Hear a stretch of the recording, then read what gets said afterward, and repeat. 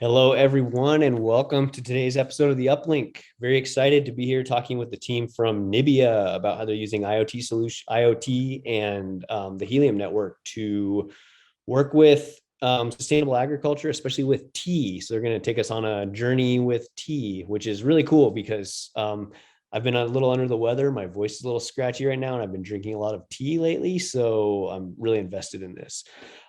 Just to start us off, I'm going to give a quick overview of Helium in case anyone is not familiar with this. I'm Jacob Swin. I'm not product marketing manager anymore. I'm marketing manager with Nova Labs, so the founding team behind the Helium network. So if you don't know much about Helium, we're a people-powered network built by the people for the people. We talk about being kind of a wireless revolution with decentralized wireless. And you can see on this slide, we were founded in 2013 with the mission to make it easier to build decentralized wireless networks. And we've built the largest decentralized wireless network in the world. And we've been able to do that thanks in large part to some of the best VC firms in the world who've really helped us make this vision a reality. You can see some of them listed here. The list isn't comprehensive, but without the help from all these people, we wouldn't be able to be where we are today. So very thankful for everything they've done for us. Some network stats. Again, I update these and 5 minutes later, they're out of date because we're growing so quickly, but we're at around 864,000, probably 865 now hotspots around the world. So we're approaching 1 million, which is exciting. Over 65,000 cities in 178 countries. I'm pretty sure there are around 190 some countries in the world. So we're getting close to having hotspots and Helium coverage in every single country in the world, which is really cool to think about. Especially just, I started a little over a year ago with Helium, and my first blog that I wrote probably 13 months ago, we were at about under 20,000 hotspots. So the growth in the last year is just incredible to see. And so really exciting. A couple of the main kind of selling points for the network when we're talking to people about, why should they look at Helium for their business, for their IoT solutions, things like that. Low data transfer costs, kind of our boilerplate example, is for a sensor that's sending data every 5 minutes, costs around $1 per year. So very, very affordable. Also, it's really accessible and just easy to use Helium. You can pretty much pick up any compatible off-the-shelf LoRaWAN device, get it uploaded on console, and you're sending data. So simple to use. We are an open source decentralized network. So we have a lot of resources available on Discord, on GitHub, and that allows people access to, a growing number of open source projects and helps avoid issues such as vendor lock-in and things like that. And then one thing that's really important, I think, is just you only pay based on usage with Helium. You're not signing a contract. You're not locked into anything that's going to charge you for services you may not use or anything like that. When you send data on the network, you're paying for that, but you don't pay for any standard contract at all. So that's pretty appealing to people.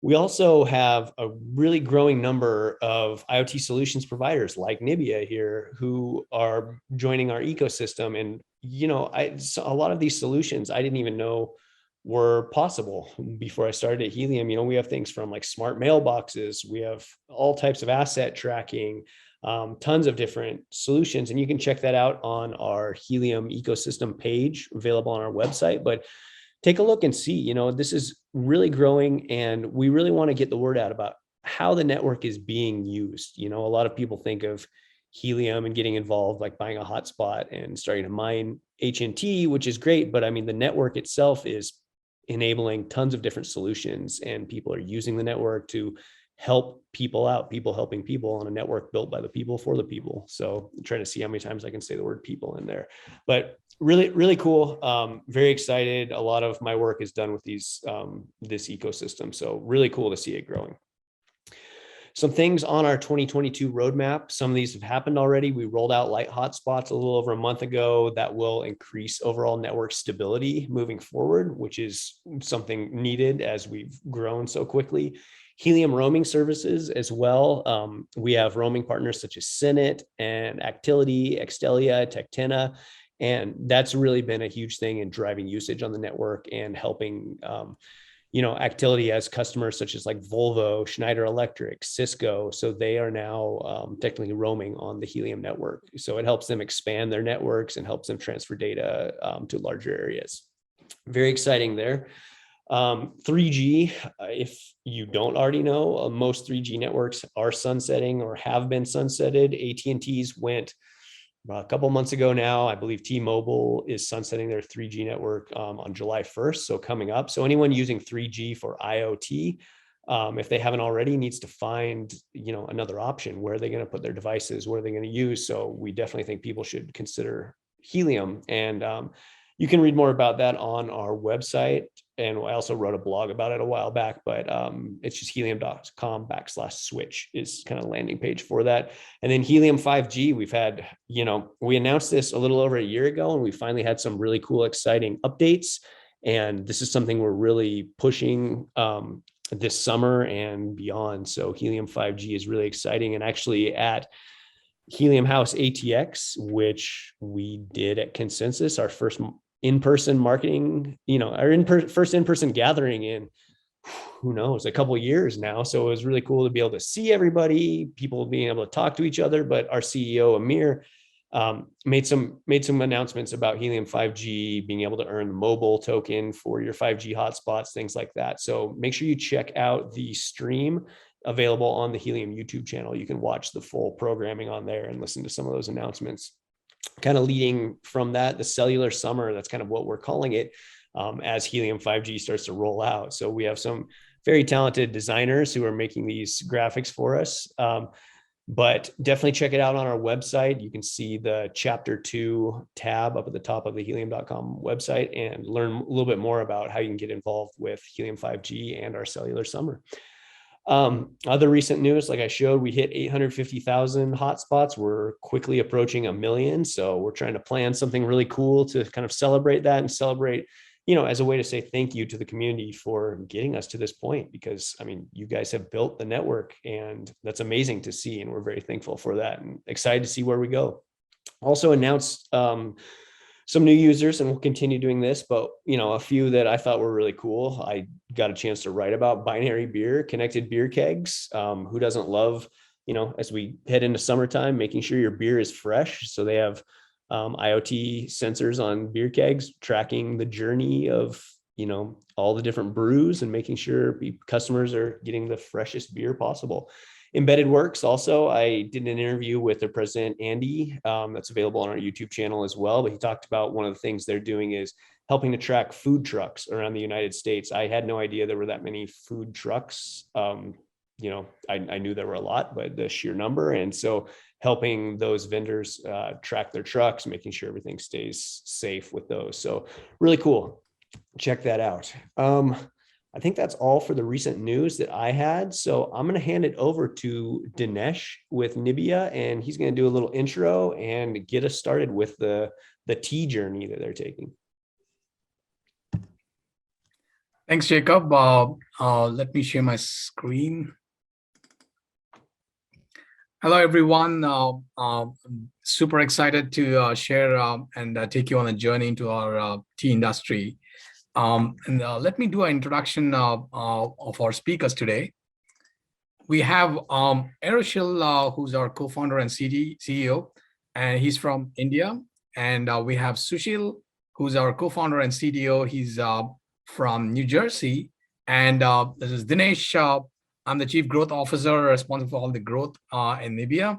I am based in New Jersey as well. So let's dive in. And then before we go too far, let's talk a quick overview on the what we're going to cover today, right? We'll start with the world of tea, where I will take you into the journey around like why we chose tea and what are the numbers that we see in the market and some of the fascinating facts about the tea. And then now Aeroshil will cover the Nibia story, like how it all started. And then we will have Sushil cover some of our solution and what's the platform involved and what's the roadmap ahead we have. Then I'll do a quick wrap up and then open it up for Q&A. Global tea production stands about 6.5 billion tons per year. And with that, China is about 2.7 billion tons of tea produced every year, followed by India, 1.4 billion, and Kenya at like about 500 million. The global tea market as of 2020 is about a huge 47 billion industry. And it's going to grow to about 72 billion by 2026, as per the market research. And everyone must be familiar with the bubble tea market. It's kind of significantly grown the last few years. It was mostly in the Asia Pacific region, but US got up significantly. And that just that market alone in 2021, it stands at $2.2 billion. And that's expected to grow to 3.5 billion. And as you know, bubble tea is kind of all, the base is all the black tea underneath with some additional things. Because India is the largest producer of black tea in the world, though we are the second largest in terms of the overall tea, in terms of the black tea, we are the number one in the world. And we are the fourth largest exporter. Let's look at some of the global tea numbers, right? So I have three charts on the top. On the top left corner, we have the top 5 tea producing countries. So without doubt, China is the number one. They produce about 2.7 billion metric tons of tea per year, followed by India, 1.2, and then Kenya, about 570 million, then Sri Lanka and Vietnam, right? The next chart is about the top 10 tea exporters in the world. And again, China stands at the number one position. Kenya is surprisingly the second largest exporter. Like they are about 1.2 billion in terms of the exports. The reason being that India, though they are second largest, 80% of the tea is consumed in India itself. So that's why we don't export much. Followed by Sri Lanka and India and Poland and other countries.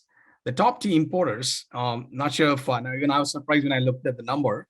Pakistan is the number one importer of the tea, and followed by the US, Russia, UK, and the rest of the countries. And the bottom two charts talks about specific to US, the top 3 selling ready-to-drink tea brands, right? Lipton Pure Leaf stands at number 1, 718 million, followed by Arizona and Gold Peak. The top 4 selling loose leaf and bag teas. It's the Twinings, Celestial Seasonings, Bigelow, and Lipton. So these are the 4 big. Let's look at some of the fascinating facts about tea, right? Camellia sinensis and Assamica, these are the 2 varieties of tea plant. These are the only tea plants used to produce the world's tea. All the number that you saw, everything is produced from these 2 plants. Basically, it's 1 plant, but sinensis means China. It's from China. Assamica is from Assam, which means it's from Assam, India. The story goes that the tea was discovered way back in 2737 BC in China. And in terms of the types of tea, there are only like basic 4 types that's manufactured, right? The black tea, the green tea, oolong tea, and white tea. All of these teas are from the same plant. The difference in the types are the oxidation levels of these tea. In terms of Lipton Tea Companies, some fascinating numbers there, because they are one of the largest producers of tea bags. The 9 billion tea bags are produced in a year, and about 1 million tea bags an hour in 7 days a week. And one of the advanced machine can produce about 60 tea bags a minute. In terms of the consumption, we have about 3 billion cups consumed every day, and that number is just growing every single day. 75 to 80% of tea consumed in America is iced, which is like not surprising. And herbal teas are not actually teas, which is like, I did not know about it. But because they are not from the plant, the Camellia sinensis, they don't technically come under the actual tea. But nobody's going to correct that. That's what the market perceives, right? With that, I'll let Aeroshil talk about the Nibia story, how we all started. And over to you, Aeroshil. Okay, thank you very much, Dinesh, for that wonderful introduction about the world of tea. So I am going to talk about the significance of this region called northeastern part of India, where and particularly Manipur, where most of our team members of our startup actually are stationed at. And some fun fact about this region is that this is the only region which actually shows some live action during the Second World War in India. So the British Indian Army and the Japanese Army actually fought and in the Battle of Imphal and Battle of Kohima in this region. So this was the only region which showed some action in the Second World War. So the British East India Company, actually they annexed a vast tract of land in this region, and they started commercial cultivation of tea during the 19th century, during the colonial rule. And at that time, it was called Cha Bagan. Still, it is called. And it was basically set up to counter the Chinese monopoly on tea trade during that era. The northeastern region, which is like a hilly terrain, very fertile and humid climatic condition, it was very conducive for tea growth, and a special variety of tea family called the Camellia assamica, which Dinesh already mentioned, actually comes from this region. So it is also the region which also receives the highest rainfall in the world. Probably you might have heard in your the general knowledge or geography lessons, a place called Cherrapunji, it receives the highest rainfall in the world. So at present, nearly 90% of the tea production that happens in India comes from this region. And the industry employs around 1 to 1.5 million people. And there are nearly 1,500 LTEs, we call this large tea estate, which is an average plantation of around 740 acres, and nearly 45,000 STGs or small tea growers with a 25-acre plantation. So we have a huge market, which I wanted to emphasize. So going to the next slide, where we wanted to discuss about like how the story for Nibia started off initially. So our story started when me coming back from my technology background, and my father, who's a professor in Manipur University, with his 42 years of agriculture research experience, decided to do something about the lack of research-based know-how, implementation and technology adoption in the farming community in India. So although India being an agrarian society, nearly 70% of the nation is basically dependent on agriculture, but the adoption of like scientific based agricultural practices is still very less. So even organized industry like the tea plantation, which has been there for hundreds of years in the region, they're still following very age-old practices of tea plantation and monitoring technologies, which requires a very what do you say like drastic change in their existing operations.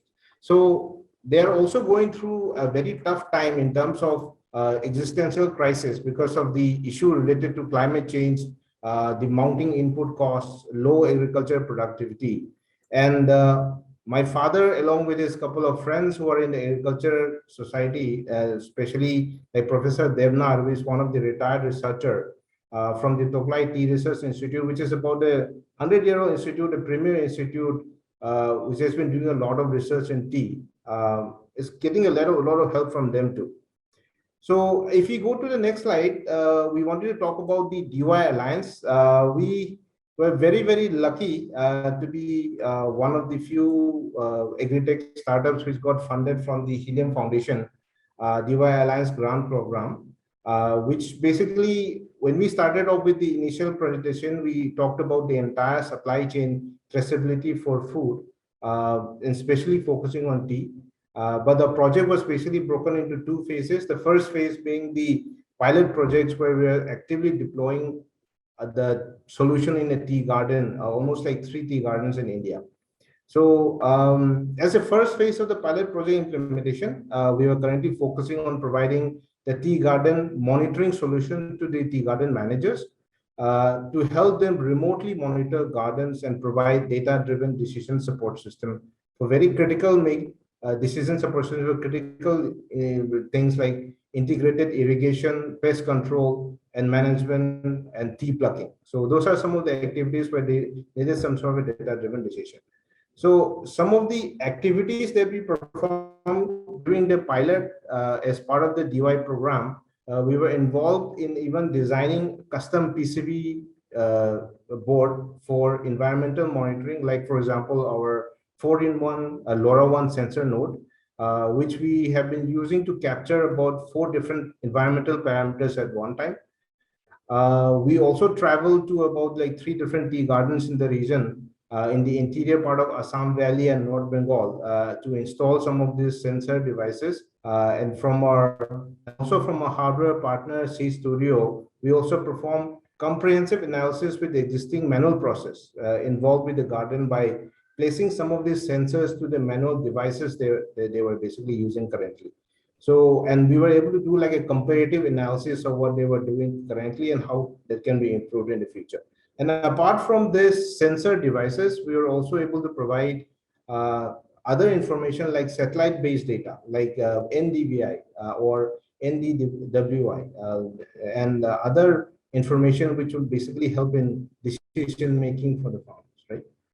This is a little bit of sneak peek of our tea garden manager dashboard, where every morning the garden manager looks at his dashboard and see what are the different parameters they can see on the garden, and based on which he makes decision on whether to send out people to basically go for plucking, or what are the areas or what are the time period in which they will start doing irrigation for certain section of the farm. So those kind of decision making support, we are providing a dashboard like this for them to monitor. Apart from this, the pilot project actually has been an eye-opener for us as a company.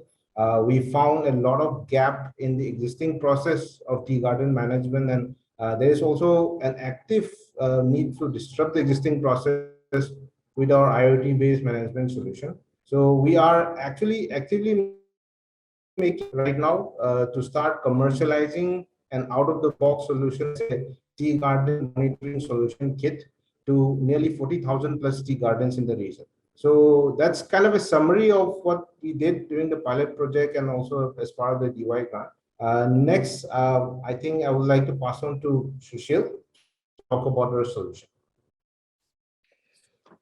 All right. Thank you, Aeroshil. I just wanted to touch on these solutions that what we have right now. We have the SaaS application platform, Nibia IoT platform, and this is specially to basically, integrate all this, sensors, all this data that we are collecting from the farms, right, or from the processing units and the many of the delivery, channels that we have. This IoT solutions, what we are providing is a complete end-to-end kind of a solutions from the farming to the, all the way to the processing, distribution, and to the customer side. So what we have in this actually is about, how you manage your devices over here. You can do your asset management. You can see the entity view, dashboards, and all the customer, custom management, those, that you wanted to do it into these applications.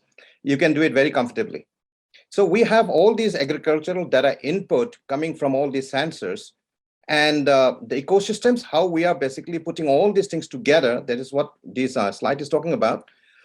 We have this agricultural farm, the crop related data, and agricultural supply chain ecosystems. This is basically a complete picture of how we basically put together how the information is data is basically gathered from the farms, and then how we create those things into a dashboards and all kind of informations, the KPIs and all those things actually we generate through these systems.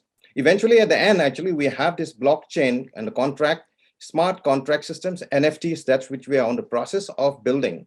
This entire whole applications is going to be using the blockchain smart systems. That is what we are planning right now at this point.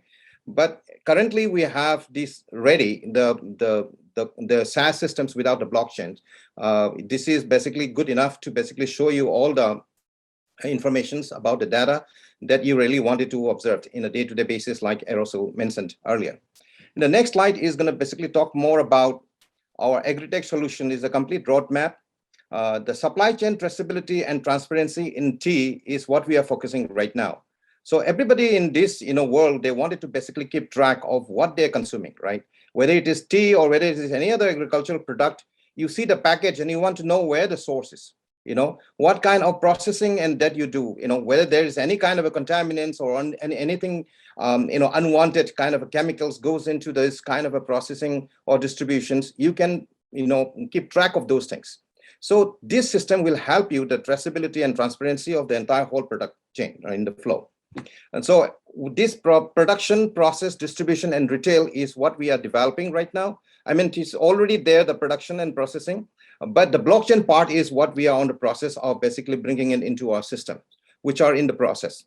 And apart from the software, we also basically build custom applications and hardwares, typically for certain applications, right? And like sensor nodes and all those things that we design and build with our partners.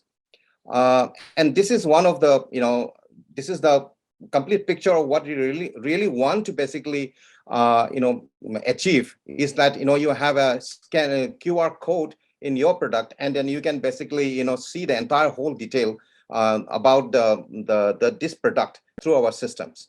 So with that, I think it's pretty much, I think we are progressing at this point. We have a bright future. I believe that we are going to basically add values to the consumers and to the producers of the of this industry. And with that, I will hand over to Dinesh. Thanks, Sushil and Aeroshil. That was a quick overview and a nice summary of the entire world of tea and how we are starting in that from a Nibia point of view, and then our future solution roadmap.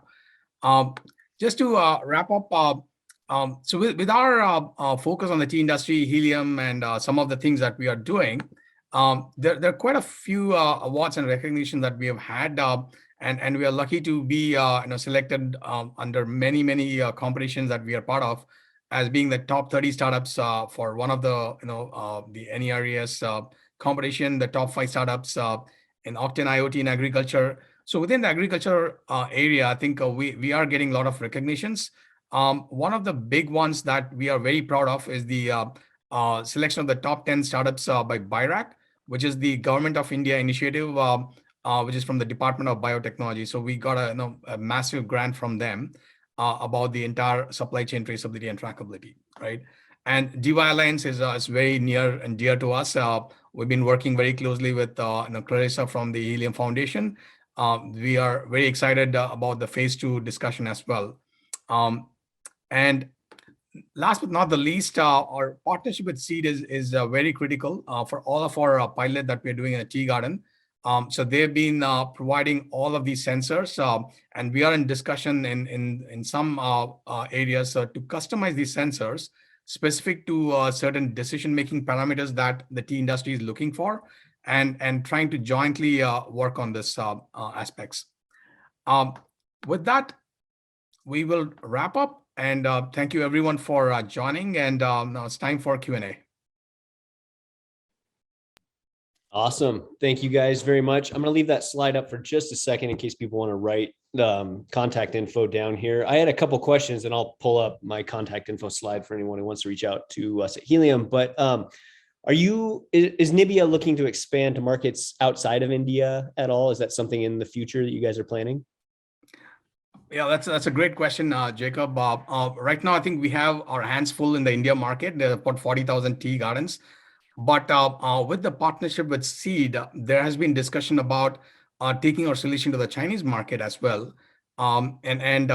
Interestingly, we also had a discussion with one of our friends in the Japanese industry, because Japan is also another big tea industry, and we are making our discussions in that market. So these are the 3 primary markets. Sri Lanka is interesting. As you all know, Sri Lanka is going through some massive economic turbulence, which is kind of in a way it's opportunity for some of the other growers. But the answer is yes. Outside of India, China and Japan is another market we are focusing. Gotcha. What about outside of tea? Like, are you looking at other crops other than just tea? I mean, you had a lot of really cool stuff about tea here, but I bet there's more opportunity. Yes, in fact, we've been asked this question as part of our overall IoT platform. The platform is kind of architected in a way it can handle any crop, but we are starting with tea because it's close and near and dear to our region, and plus we have a lot of the agricultural background and support for that specific crop. But we will eventually start with probably a coffee and rubber and the other crop that's grown in India and other parts of the world. Gotcha. I have a question here in the chat from Checkmate, who wants to know, how does tracking of tea leaves work? I guess just the process. They're asking, you track the container, or is the tracker mixed in with the tea leaves? Like, how does the process work? If you can give a TLDR of that a little bit. I will let Aeroshil answer that question. So this is kind of a very good question, and it's kind of a very challenging problem to tackle right now. One of the key reasons why most of the tea, which is basically grown in India, is not fit for export is because of mixing of tea leaves from different grades of the garden. So it's actually very difficult right now is in the current process to basically track that which leaves are coming from which garden, unless it is like a large tea estate, which is owned by one of the big conglomerates. They actually control the quality management of where the tea and everything is coming from. But as you see, there are 45,000 small tea growers, which do not basically, with just the process of just growing the tea leaves and selling the leaves in pounds and kgs, right? So there, the problem of quality is a big issue, and it is a lot of challenge right now, and that's one of the reasons the quality has been going down, and we are trying to figure this out. That's the reason why we are bringing in this concept of how do we bring in the blockchain concept into it. Like, of course, the IoT component is there where Helium is basically provided the backdrop and the support in terms of booting up this IoT based solution. But apart from that, when you basically go to the next phase, it's actually very difficult in the current scenario to track. So if you basically bring in some blockchain component to it, where every single like kg or every single pounds of leaves which are coming from a certain garden can be tracked all the way from a source before it reaches to the auctioning site and also to the end customer, that's the ultimate goal that we have. That's the ultimate plan that we have in our solution. Excellent. I'm going to pull up my slide here real fast for contact info for us. Are there any things that you've seen? I mean, we've made quite a few announcements with Helium, with our network, you know, things upcoming. Are there any ones that really stand out to your team that you're excited about, that you think, okay, this can present us some more opportunities, things like that? Of course, I think I can just talk about that. I'm excited about the 5G part because I don't know, like, when is it going to come to India? Because right now it looks like the 5G is going to be rolled out only in the US market, and how the 5G will happen in the rest of the other part of the world, especially like the concept of creating a network like 5G in a small town in a isolated area like the northeastern part of India. It's a very noble concept, and I think if that thing happens in India, it will be a great boon and great like benefit for people who are in interior parts of the of different parts of the world. So that's why we're excited about. So, and of course, like 5G will also enable a lot of new, very interesting, where data intensive use cases are needed and required. Those use cases can also be built on top of it. And building a network, like the passion, the commitment, the passion, the excitement we have building the LoRaWAN network, I think we'll have similar kind of thing we're building the 5G network too. Because the more people will have more access to the 5G network, right? So that's what we're excited about. Awesome. But I think, Jacob, one of the things that I'd like to add here is the flexibility and the scalability of using the Helium network, right? I know that many people have done this. LoRaWAN is not a new thing, but you know how Helium have basically, you know, deployed this network, you know, this infrastructure, I think is unbelievable, because with that we'll be able to scale, you know, because the kind of sensors and the deployments what we're going to do is in the very large quantity.